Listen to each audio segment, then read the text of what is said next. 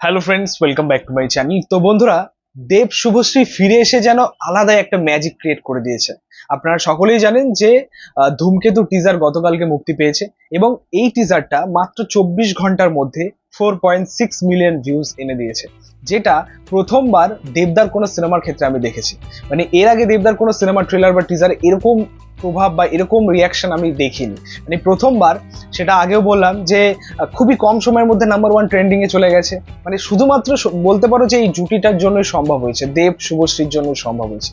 বোঝা যাচ্ছে যে বাংলায় এই জুটিটার কিরকম ইম্প্যাক্ট রয়েছে বা দর্শকদের মধ্যে কিরকম চাহিদা রয়েছে এই জুটিটা নিয়ে, বুঝতেই পারছেন তাহলে। সো অনেকদিন পর তারা ফিরছে তাদের সিনেমা নিয়ে, এটাই আমাদের কাছে সব থেকে বড়, মানে একটা কি বলবো, একটা সারপ্রাইজ, একটা উপহার এবং খুশির একটা খবর বলতে পারো। এই ছবিটা রিলিজ করলে অবশ্যই মানে বক্স অফিসে ভালো করবে, একটু বলাই যায়। এছাড়া আরেকটা কথা বলবো, সেটা হচ্ছে যে আমাদের বাংলায়, আমাদের বাংলা সিনেমা ইন্ডাস্ট্রিতে এরকম অনেক আইকনিক জুটি রয়েছে, তাদের ফিরে আসা দরকার আছে। এই যেরকম দেব শুভশ্রী হয়ে গেল, তাদের আরো একবার ফিরে আসা দরকার, একটা নতুন কোনো প্রজেক্ট নিয়ে আসা দরকার। দর্শকদের কথা মাথায় রেখে অ্যাকচুয়ালি তাদের জন্য কিছু একটা করা উচিত। এই দুজনকে ফিরে আসা দরকার ফার্স্ট এটা। এছাড়া আরো একটা আইকনিক জুটি জিৎ কোয়েল, আপনারা সকলেই জানেন, জিকো জুটিকেও কিন্তু ফিরে আসা উচিত। মানে অনেক দিন তাদের লাস্ট সিনেমা পেয়েছিলাম শেষ থেকে শুরু, যে ছবিটা জিদ্দার 50তম ছবি ছিল। তো তারপরে এই জুটিটাকে আমরা দেখতে পাই না। তো এদেরকেও ফিরে আসা দরকার অ্যাকচুয়ালি। দর্শকদের কথা ভেবে যদি তারা আসতে পারে, এর থেকে বড় আর কিছু হতে পারে না। তো এই জুটিটাকেও দরকার। পাশাপাশি আমাদের আরো একটা আইকনিক জুটি প্রসেনজিৎ চ্যাটার্জি এবং ঋতুপর্ণা সেনগুপ্ত। রিসেন্ট তাদের শ্বশুরবাড়ি জিন্দাবাদ ছবিটা মুক্তি পেয়েছিল আর কি, রিলিজ করেছিল আর কি ছবিটা। তার আগে তাদের লাস্ট কাজ ছিল আর কি অযোগ্য। এই জুটিটাকেও ফিরতে হবে। সত্যি বলতে এই জুটিগুলো অ্যাকচুয়ালি আমাদের বাংলা সিনেমার দর্শকদের মনে এমন ভাবেই জায়গা করে নিয়েছে লাস্ট 2-3 যুগ ধরে আর কি। এই জুটিগুলোর নামেই সিনেমা চলে।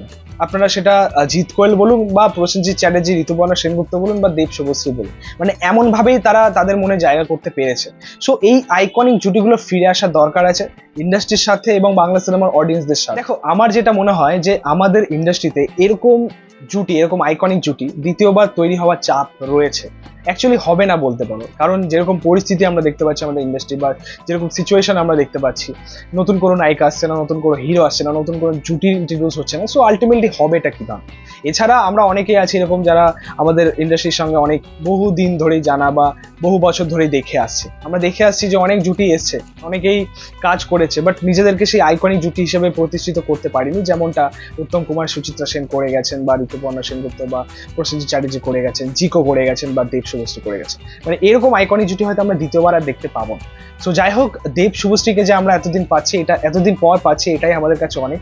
আমরা চাই যে তারা আরো একটা নতুন কোনো কাজ নিয়ে আসুক। ইতিমধ্যে আপনারা দেখতে পাচ্ছেন যে ধূমকেতু টিজার রেকর্ড গড়েই দিয়েছে অ্যাকচুয়ালি। সিনেমাটা জাস্ট মুক্তি পেতেই জাস্ট দেরি, ছবিটা মুক্তি পেলেও আরেকটা রেকর্ড গড়বে, এটুকুনি বলা যায়।